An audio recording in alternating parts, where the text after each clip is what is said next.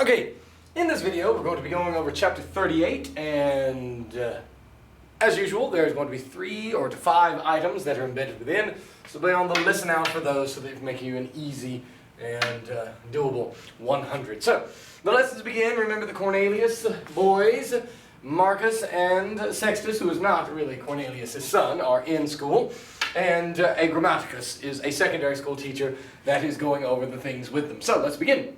Omnes pueri, all the boys, nominative. And here you see as a unit ingressi erant.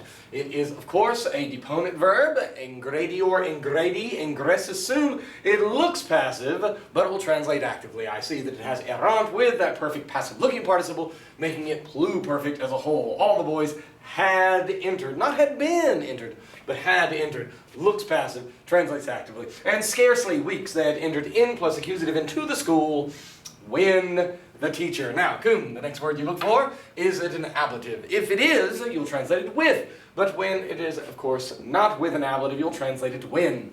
When the teacher, thus, in such a way, ita began. Now, pay close attention to quabit.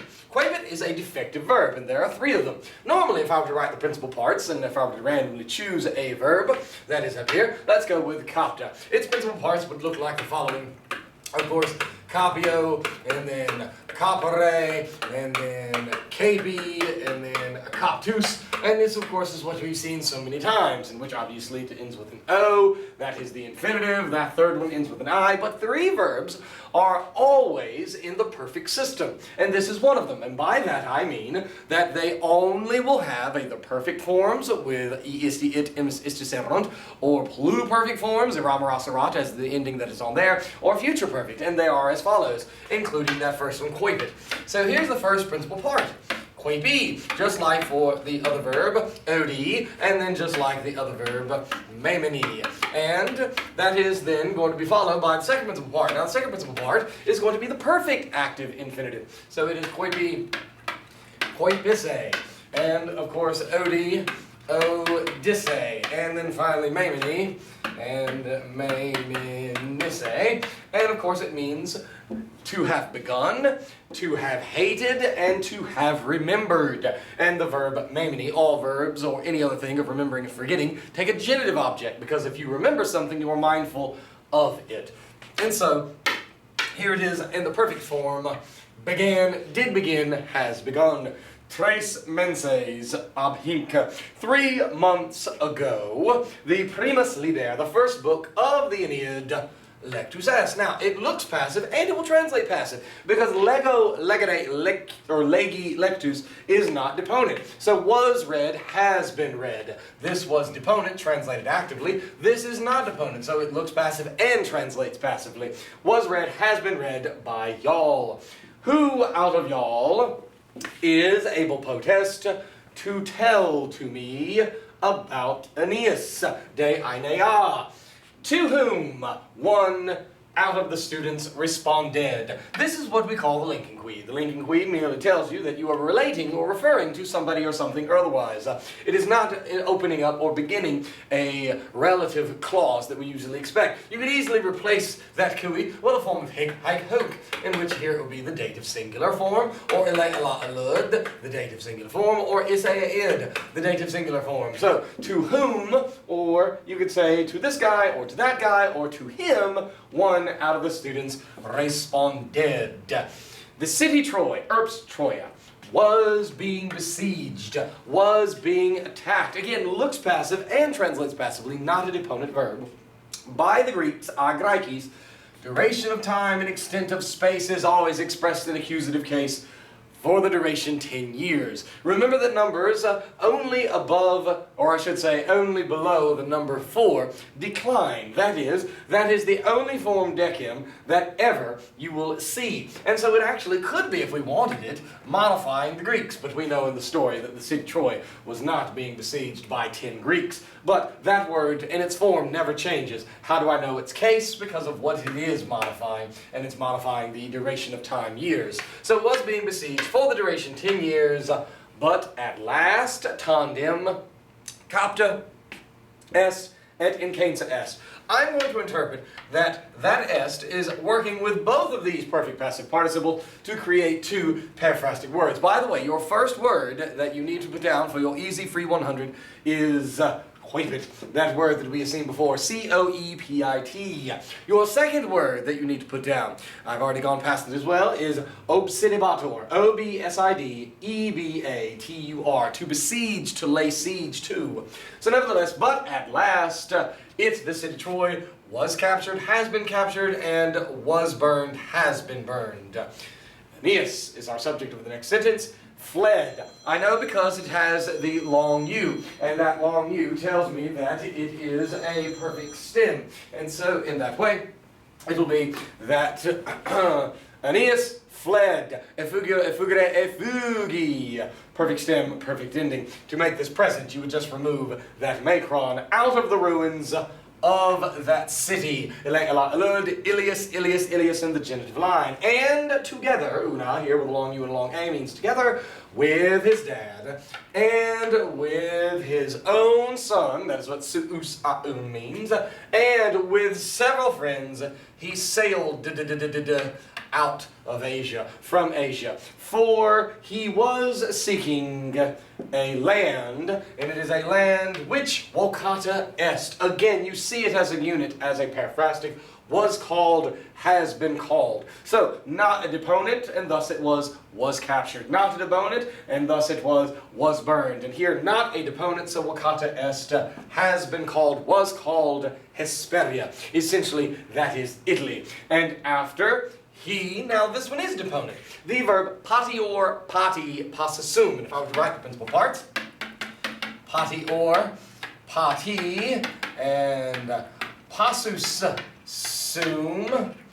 Here I can tell you that it is a third IO, that right there. The short ERE in the passive forms turns to long I, and then I can see the IO there. So it looks passive and translates actively. So, and after he suffered, after he endured, after he, whatever might want to have as the translation, allowed. But here it is active in its meaning.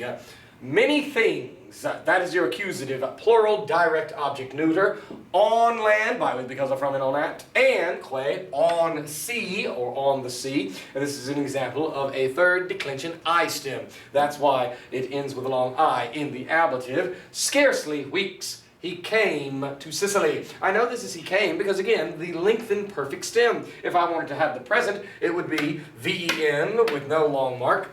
And then, of course, the vowel in the present tense I, and then your ending T. Whereas here it is the perfect stem with your perfect endings E, isti, it, and so forth, and so on. Continuing on to try and get done.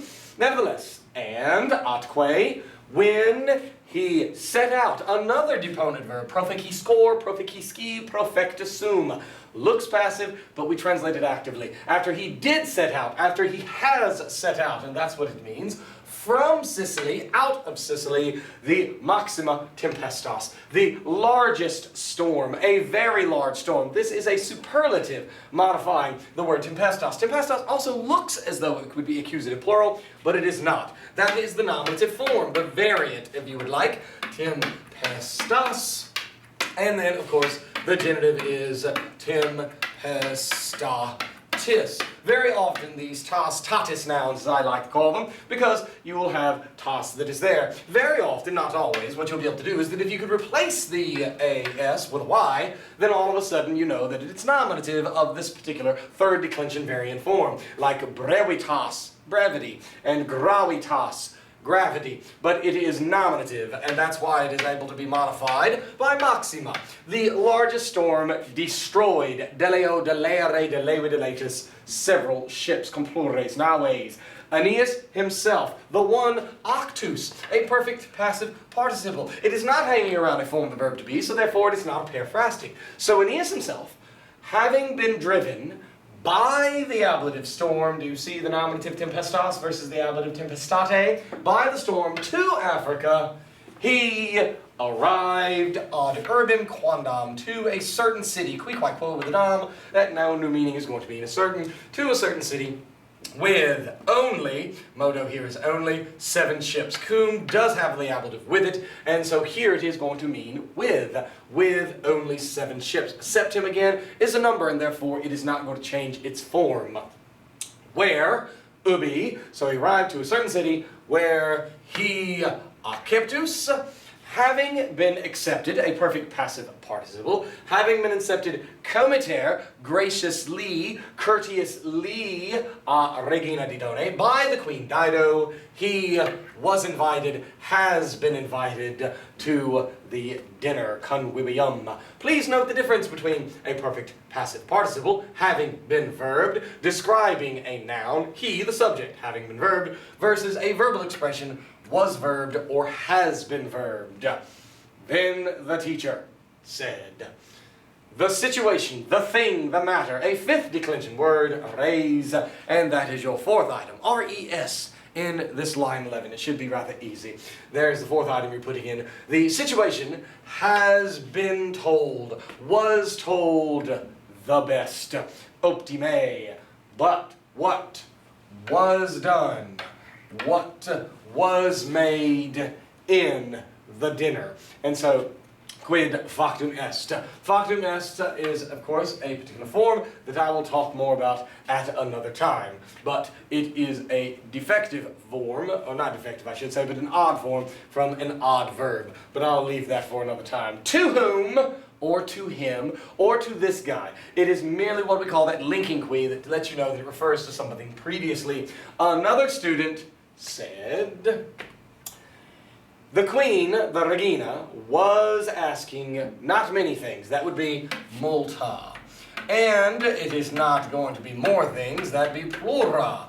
But the most things, very many things, neuter, plural, accusative, direct object. So the queen, nominative, singular subject, was asking very many things, accusative, plural, neuter, direct object, about the city Troy, about Trojan matters or affairs, nominative res, rebus in the ablative case, object of day, and de periculis itineris, and about the dangers of the journey. See the difference between the long is, making it the ablative plural, object of the preposition day, versus the short is, which of course is the genitive singular. We have here, of course, a tricolon crescens, along with a syndeton. There is no and because they are being grouped together as though they're happening simultaneously. Tandem. At last, all the convivi. So if the convivium is the dinner party, or the dinner, the convivi are those who attend. This is a word that we have seen several times before in previous chapters. So, nevertheless, at last all the dinner guests became silent, hacuerunt, and Aeneas began. Again, that defective verb that is only the perfect, the pluperfect, the future perfect, coipi, coipese, began, did begin, has begun to tell many things and wonderful things. This is an example of a hendiades. Remember that hendiades is where you take 2 simple individual things and combine them up into one complex idea. Essentially what you do is you take one of the 2 simple nouns, turn it into an adjective, and have it modify the other. And so instead of saying many things and wonderful things, we can say many wonderful things. Say you take a dancer who sings or dances with grace and with beauty. 2 simple nouns, say she dances with graceful beauty or beautiful grace, making that hendiades, spelled like this, hendiades. Literally it means one thing through 2, so taking 2 simple things and making it one complex. Hoc responsum, neuter, singular, nominative. This response pleased the dative teacher because placuit takes dative objects very greatly. The teacher who said, now, we ourselves, if I see I long a future will be, will hear the neuter, plural, accusative things, which were told by Aeneas. Now, we will read some verses, a secundo libro, out of the 2nd book of the Aeneid. And please note here that this qui, if we were to look at the chart from which it comes, qui, quod, cus, and so forth and so on, appears 4 times. Nominative singular feminine, nominative plural feminine, nominative plural neuter, and accusative plural neuter. Well, you can figure out by looking at its antecedent. Its antecedent is neuter plural, so therefore it's going to be neuter plural. So you can eliminate the quis that are feminine. And here it's functioning as the subject of the verb, so nominative, or plural, and neuter. And so he says, we will read. I've asked that question because I saw the long E. Second or third, here it is a third, lego, legere. And so we will read, because if it were second, it would be present, third, future. Drive on, Marcus. Recite for me those verses. Therefore, Marcus began to recite in such a way. These are lines of poetry, and as such, they are sung with a particular rhythm. And so we say, conticuerones intinti quaturanebant. I need to do that again. Conticuerones intinti quaturanebant. Inde toro pater aeneas. Sic ursus abalto infandum regina iubes renovare dolorem.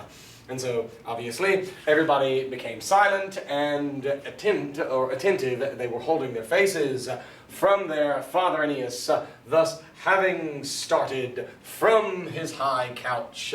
Says, Queen, you order me to renew an unspeakable grief. And there you can see the translation they've offered. The fifth and final word of this easy quiz is dolorem. Right there it is. D-O-L-O-R-E-M. So hopefully you will obviously do a good job, learn the content, know the content, and learn the vocabulary.